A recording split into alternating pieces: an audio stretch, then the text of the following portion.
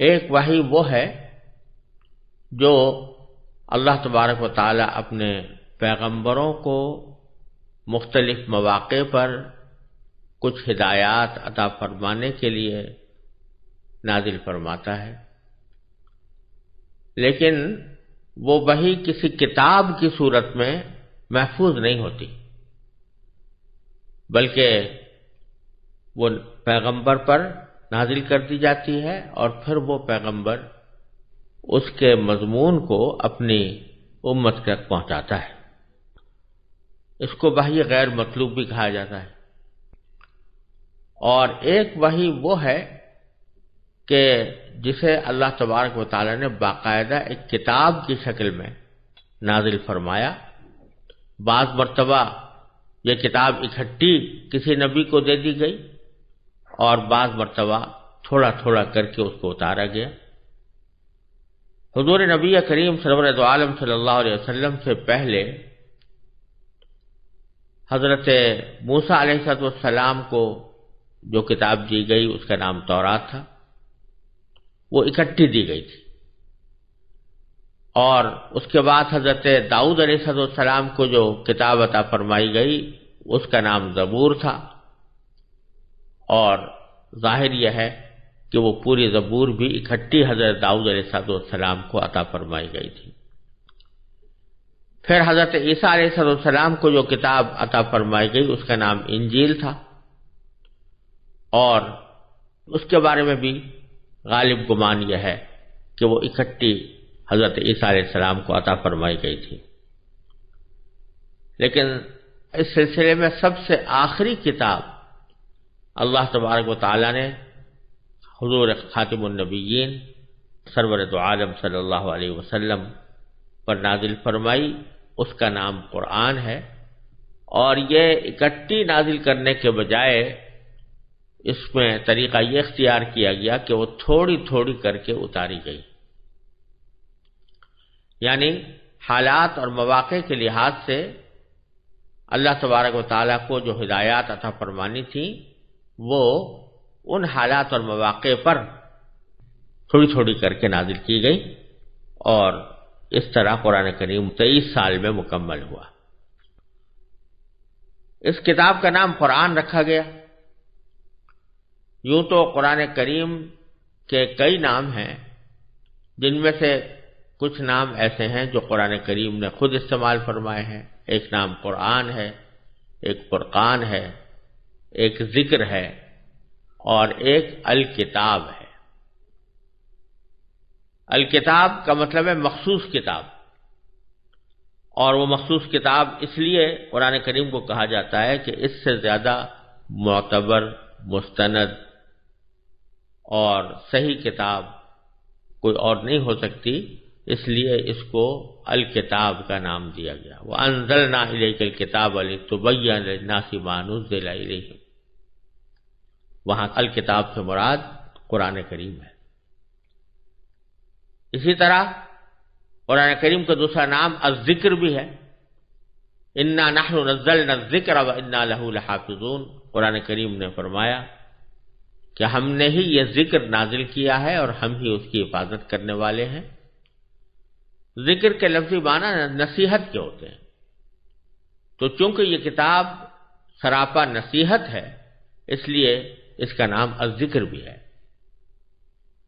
تیسرا نام الفرقان۔ الفرقان کے لفظی معنی ہوتے ہیں وہ چیز جو حق اور باطل کے درمیان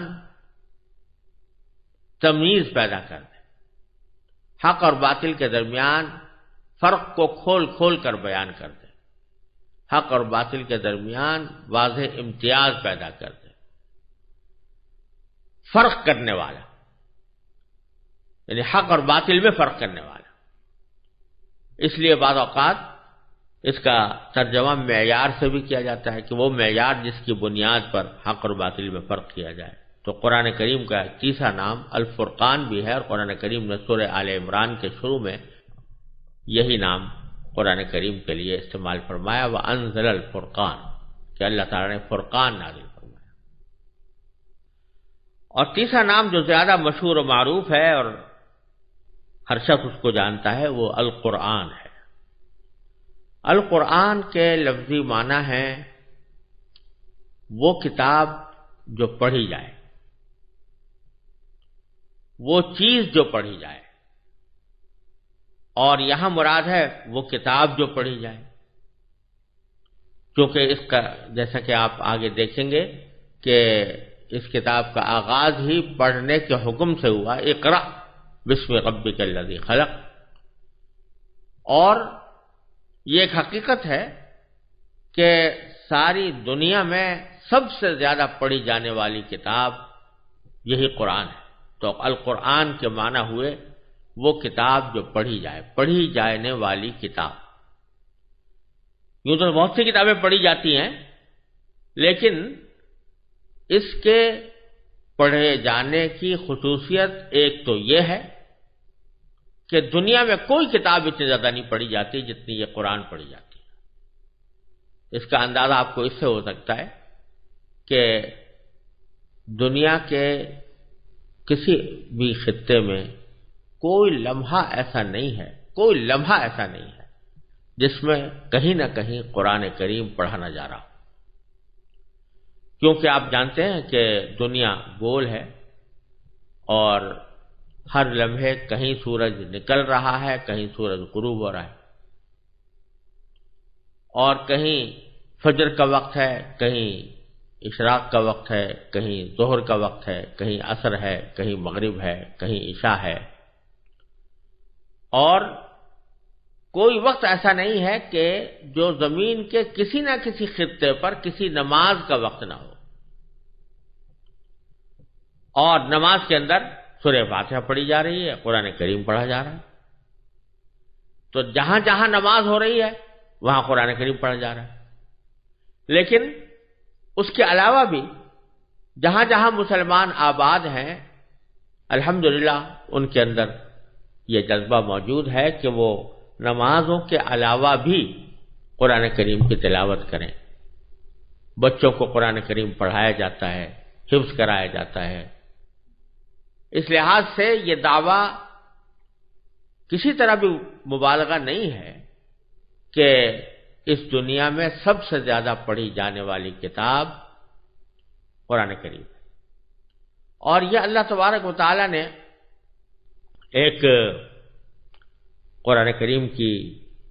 خصوصیت جس کو معجزہ بھی کہا جا سکتا ہے یہ رکھی ہے کہ کافر لوگ تو جب قرآن کریم نازل ہوتا تھا تو یہ کہتے کہ لا تسمعوا لهذا القرآن والغوا فیہ، ایک دوسرے سے کہتے ہیں بھئی قرآن کو نہ سنو اور کچھ شور شغب مچا دیا کرو جب قرآن پڑھا جائے تاکہ لوگ اس کو سن نہ سکیں، سمجھ نہ سکیں۔ اللہ تبارک و تعالیٰ نے ان کے جواب میں قرآن کو ایسی کتاب بنا دیا کہ جو ساری دنیا میں پڑھی جا رہی ہے اور سب سے زیادہ پڑھی جانے والی کتاب ہے۔ اس لحاظ سے اس کا نام القرآن ہے، اور اس کے ادب کی خاطر، اس کی حرمت کی خاطر اس کے ساتھ کبھی کریم لگا دیا جاتا ہے، انہ لقرآن کریم، کہیں مجید لگا جاتا ہے، قرآن مجید کہا جاتا ہے۔ ہم اردو میں بولتے ہوئے قرآن پاک بھی کہہ دیتے ہیں، تو یہ ضرور کہنا چاہیے تاکہ اس کی عظمت کا احساس ہو، لیکن نام قرآن کا اور القرآن ہے۔ یہ قرآن جیسا میں نے پہلے عرض کیا 23 سال کی مدت میں نبی کریم سرور دو عالم صلی اللہ علیہ وسلم کے اوپر وقتاً فوقتاً نازل ہوا۔ کس طرح نازل ہوا اس کی کچھ تفصیل حضرت عائشہ صدیقہ رضی اللہ تعالی عنہا نے ایک حدیث میں بیان فرمائی ہے، اور اس حدیث میں حضور نبی کریم سرور دو عالم صلی اللہ علیہ وسلم پر نازل ہونے والی وحی کی مختلف صورتیں بیان فرمائی گئی ہیں، جس میں وہ وحی بھی داخل ہے جو قرآن کا حصہ بنی، اور وہ وحی بھی داخل ہے جو قرآن کا حصہ نہیں بنی۔ دونوں کے سلسلے میں حضرت حارث ابن ہشام رضی اللہ تعالی عنہ نے حضرت صلی اللہ علیہ وسلم سے پوچھا کہ آپ پر وحی کس طرح آتی ہے؟ تو حضرت عائشہ صدیقہ رضی اللہ تعالیٰ فرماتی ہیں کہ حضرت حارث ابن ہشام کے اس سوال کے جواب میں نبی کریم سرور دو عالم صلی اللہ علیہ وسلم نے ارشاد فرمایا کہ کبھی تو مجھے گھنٹی کی سی آواز سنائی دیتی ہے، اور وحی کی یہ صورت یعنی گھنٹیوں کی سی آواز آنا یہ میرے لیے سب سے زیادہ سخت ہوتی ہے۔ پھر جب یہ سلسلہ ختم ہوتا ہے تو جو کچھ اس آواز نے کہا ہوتا ہے مجھے یاد ہو چکا ہوتا ہے، اور کبھی کوئی فرشتہ میرے سامنے ایک مرد کی صورت میں آ جاتا ہے۔ تو یہاں دو صورتیں بیان فرمائی، ایک یہ کہ گھنٹیوں کی سی آواز آتی ہے، اور دوسری یہ کہ فرشتہ کسی انسان کی شکل میں آ کر وہ پیغام پہنچاتا ہے۔ جہاں تک پہلی صورت کا تعلق ہے کہ اس کو جو گھنٹیوں کی آواز سے نبی کریم سرور دو عالم صلی اللہ علیہ وسلم نے تشبیہ دی ہے، اس کا مطلب حضرت شیخ محی الدین ابن عربی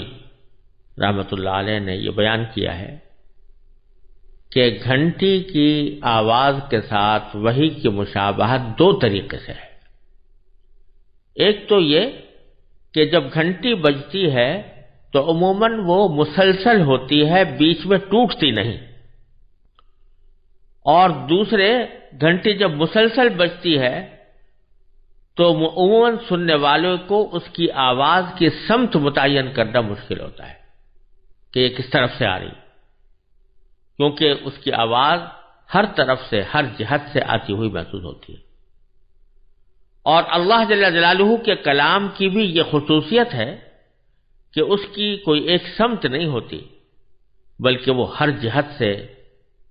آواز سنائی دیتی ہے۔ اس کیفیت کا صحیح ادراک تو بغیر مشاہدے کے ممکن نہیں، لیکن اس بات کو عام ذہنوں سے قریب تر کرنے کے لیے نبی کریم سرور دو عالم صلی اللہ علیہ وسلم نے اسے گھنٹیوں کی آواز سے تشبیہ دی ہے۔ جب اس طریقے پر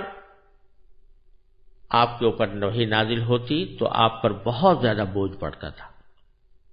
حضرت عائشہ صدیقہ رضی اللہ تعالیٰ عنہ اسی حدیث کے آخر میں فرماتی ہیں کہ میں نے سخت جاڑوں کے دن میں آپ پر وحی نازل ہوتے ہوئے دیکھی ہے۔ ایسی سردی میں بھی جب وحی کا سلسلہ ختم ہوتا تو آپ کی مبارک پیشانی پسینے سے شرابور ہو چکی ہوتی تھی۔ اور ایک روایت میں حضرت عائشہ رضی اللہ تعالیٰ عنہ بیان فرماتی ہیں کہ جب آپ پر وحی نازل ہوتی تو آپ کا سانس رکنے لگتا، چہرہ انور متغیر ہو کر کھجور کی شاخ کی طرح زرد پڑ جاتا، سامنے کے دانت سردی سے کپکپانے لگتے، اور آپ کو اتنا پسینہ آتا کہ اس کے قطرے موتیوں کی طرح ڈھلکتے ہوئے محسوس ہوتے تھے۔ وحی کی اس کیفیت میں بعض اوقات اتنی شدت پیدا ہو جاتی تھی کہ آپ جس جانور پر اس وقت سوار ہوتے وہ آپ کے بوجھ سے دب کر بیٹھ جاتا۔ اور ایک مرتبہ آپ نے اپنا سر مبارک حضرت زید بن ثابت رضی اللہ تعالی عنہ کے زانوں پر رکھا ہوا تھا۔ اسی حالت میں وحی نازل ہونی شروع ہوئی تو حضرت زید کی ران پر اتنا بوجھ پڑا کہ وہ کہتے ہیں مجھے ایسا لگتا تھا کہ ران ٹوٹ جائے گی۔ بعض اوقات اس وحی کی ہلکی ہلکی آواز دوسروں کو بھی محسوس ہوتی تھی۔ حضرت عمر رضی اللہ تعالی عنہ فرماتے ہیں کہ جب آپ پر وحی نازل ہوتی تو آپ کے چہرہ انور کے قریب شہد کی مکھیوں کی بھنبھناہٹ جیسی آواز سنائی دیا کرتی تھی۔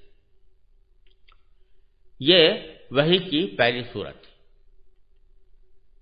وحی کی دوسری صورت یہ تھی کہ فرشتہ کسی انسانی شکل میں آپ کے پاس آ کر اللہ تعالیٰ کا پیغام پہنچاتا تھا۔ ایسے مواقع پر عموماً حضرت جبرائیل علیہ السلام،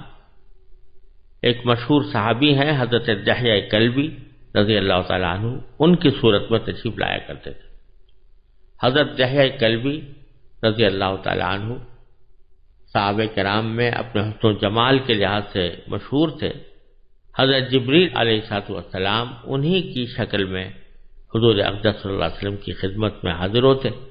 البتہ بعض اوقات کسی دوسری صورت میں بھی تشریف لائے۔ اور جب حضرت جبریل علیہ السلام انسانی شکل میں آ کر وحی کا پیغام پہنچاتے تو یہ صورت نبی کریم سرور دو عالم صلی اللہ علیہ وسلم کے لیے سب سے آسان ہوتی۔ وحی کی تیسری صورت یہ تھی کہ حضرت جبریل علیہ السلام کسی انسان کی شکل اختیار کیے بغیر اپنی اصل صورت میں دکھائی دیتے تھے، لیکن ایسا آپ کے تمام عمر میں صرف 3 مرتبہ ہوا ہے۔ ایک مرتبہ اس وقت جب آپ نے خود حضرت جبریل علیہ السلام کو ان کی اصل شکل میں دیکھنے کی خواہش ظاہر فرمائی تھی، اور دوسری مرتبہ معراج میں، اور تیسری مرتبہ نبوت کے بالکل ابتدائی زمانے میں مکہ مکرمہ کے مقام اجیاد پر حضرت جبریل علیہ السلام کو آپ نے اپنی اصلی صورت میں دیکھا۔ پہلے 2 واقعات تو صحیح سند سے ثابت ہیں، البتہ یہ آخری واقعہ سنداً کمزور ہونے کی وجہ سے مشکوک ہے، جیسا کہ حافظ ابن حجر رحمۃ اللہ علیہ نے بخاری شریف کی شرح میں یہ بات ارشاد فرمائی۔ وحی کی چوتھی صورت براہ راست اور بلا واسطہ